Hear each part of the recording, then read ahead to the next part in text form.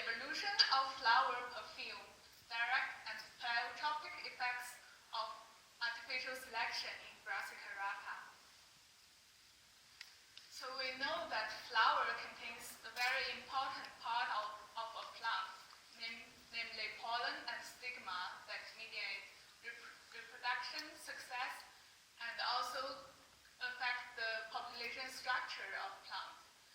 And flower scent are of interest for its dual role of both pollinator attraction and herbivore defense. There are a lot of studies that documented pollinator selection on flower scent and the herbivore selection on flower scent. Of course, you can measure it for different populations in different times. But if and only if there's certain heritability of flower scent, can this kind of selection contribute to the adaptive evolution of flower scent. So, in first part of my presentation today, I will talk about the heritability of flower scent by using artificial selection. Thanks for James already talked about artificial selection. So by using the breeder's equation, we can estimate the heritability of flower scent. And also from the whole artificial experiment, you can observe the evolutionary response of flower scent. And of course, flower traits are not independent. They are correlated with each other, which means when you select on one trait, the other trait can also have some correlated response, and also James shows some example already. So, in order to study a suite of traits, we not only need the heritability, but also genetic covariance that also affect the whole evolution of those traits. And sometimes the selection is also not only work on one trait, it could work on a suite of different traits. And by build this G matrix and selection gradient, we can get the evolutionary change for the whole set of different traits together. So at the moment in our lab, we have some PhD students and postdocs who study different perspectives of the flower scent evolution. And we try to get all those parameters and build the model to predict how flower scent will evolve. And also compare our predicted result to the observed experimental evolution result to say how this model works, and if not, why not. But for today's talk, I will mainly talk about the artificial selection experiment on two parts. The first part is directly on flower scent, and the second part is the selection direct on plant height, which is one of the most important plant feature, and to say whether the scent would also correlate with the response to this selection. So the plant we use is the fast-cycling Brassica rapa. It has 35 days life cycle, which is very short and very good for those kind of more generation experimental evolutionary study. And it has very generalized plant pollinator system. And pollinators like honeybee, bumblebee, housefly, and some butterflies. And the caterpillars of butterfly could also work as the herbivore of this plant. Although it has very short life cycle and very short plant, but it still maintains some height variation that we can select it on. We know that flower scent is basically a mixture of different chemicals. And in order to study the heritability of flower scent representatively and also explicitly, we choose 4 target volatile out of 13 volatile in Brassica rapa. And these 4 volatile are phenazine, 1-butene, 4-isothiocyanate, phenylacetaldehyde, and 3-hexanoacetate. They belong to different chemical groups and also have different biological functions, like some work for pollinator attraction, some work for herbivore defense.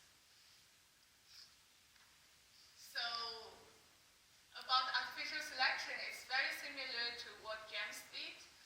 So we have the parental generation of around 150 plants. Then we measure the flower scent for all those plants. And firstly, random choose 10 of the plants as a control group. Then choose the top 10 with the highest target volatile amount as the highland group, and the bottom 10, which contain the fewer volatile, as the lowland group. And crossing the plant within each group to get next generation. And we sow out 50 plants from each group, so that form another 150 plants for second generation.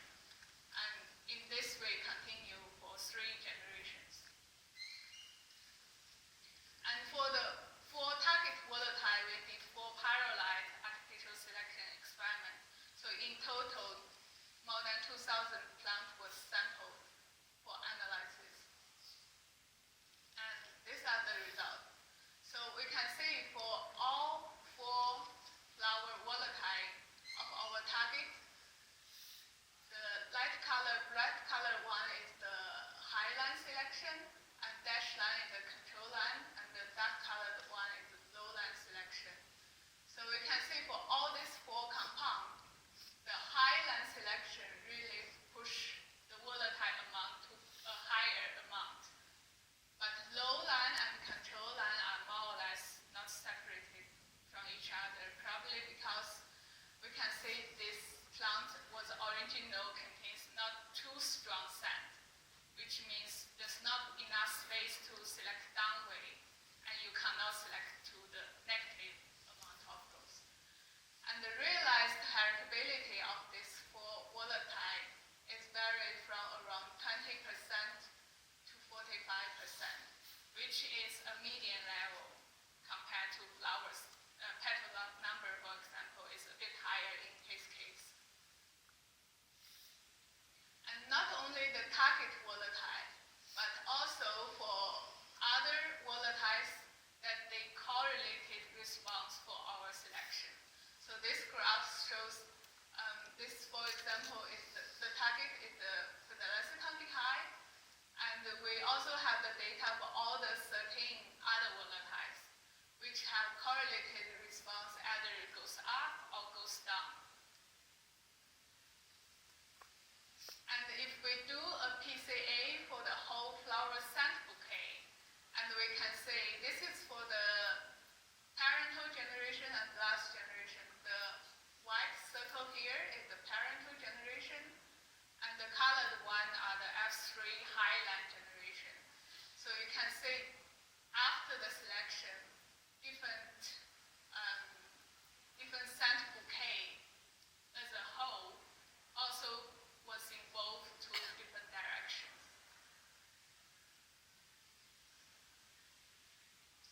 So that is for the first part. And the second part, I want to have a look if we select on other traits, for example, plant height, will flower scent could also involve in this correlated way. So we did exactly the same experiment, but the target is on plant height. And those are the results. You can see clearly from the picture after the selection, the highland selection, plant really goes much taller, and the lowland selection, the plant really goes very shorter. And in this case, both highland and the lowland will respond very significantly for the artificial selection. And the realized heritability of plant height estimate from highland is around 40%, and lowland is 58%, which is quite high.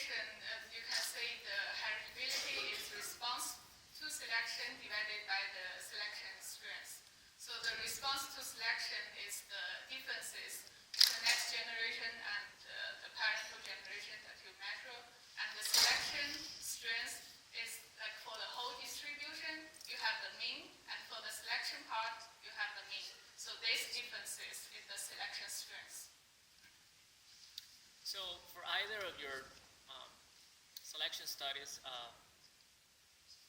or in general, what is the amount of flower number variation in the populations, and is that controlling for the quantification of the floral scent? Okay. Oh, yeah, that's a good question. I forgot to mention that the flower scent are standardized in per flower level. Yeah. So, yeah, that's a good point. Do you happen to know which of those small compounds? Yeah, as I showed in the reason we choose the 4 targets because it also have different biological meaning. Alpha-phenacid, for example, was known to attract honeybee. And another one, Brassica, for bumblebee, they really like this compound and they really go for it.